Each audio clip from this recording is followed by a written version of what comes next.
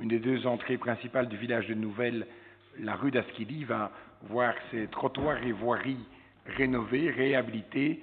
Il y a 1 098 000 € qui vont être investis là-bas et je crois que tout le monde s'en réjouit. Madame, et puis Monsieur Boucher. Oui, donc, comme le dit très bien Monsieur Amby, donc c'est la voirie principale d'accès à Nouvelle. Et vu la largeur de la voirie, vu la nécessité aussi de réduire la vitesse des voitures pour la sécurité et le bien-être des riverains, vu que la réduction de la largeur d'une voirie a tendance à réduire la vitesse, on demande d'intégrer une piste cyclable à ce projet. Pour moi, ça me paraît aberrant de se dire qu'on devient en faveur du vélo, d'avoir un projet de ce montant-là et de ne pas accorder de piste cyclable à ce projet. Ça va. Donc, on plaide pour qu'on refasse la rue et que des aménagements y soient, qu'on y procède ultérieurement. Apparemment, ça a été longuement étudié.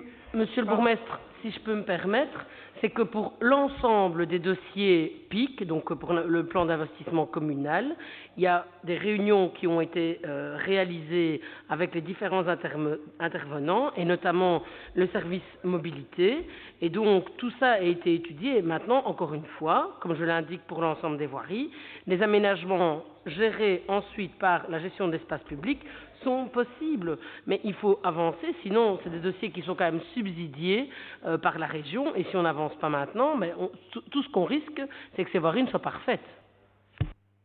Alors, PTB, oui, citoyen, écolo. Non, Non. pour l'aspect piste cyclable qui n'est pas intégré dans ce projet-là, alors qu'il aurait dû être pensé en amont et qui est totalement contraire à tous les engagements, à toutes les belles paroles que vous nous dites depuis le début du Conseil.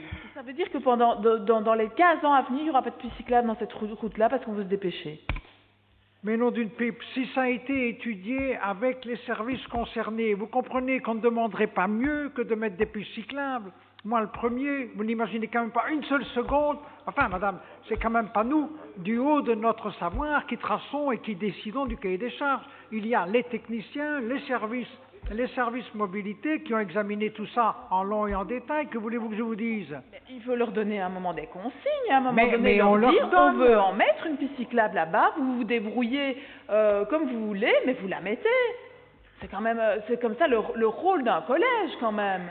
Madame Marneffe, oui, si vous dites que ce sont les techniciens qui font tout, alors on n'a plus besoin de collège, on met des ingénieurs à la tête de tous les départements et c'est eux qui décident, ils le feront mieux et certainement de façon plus économe que le politique.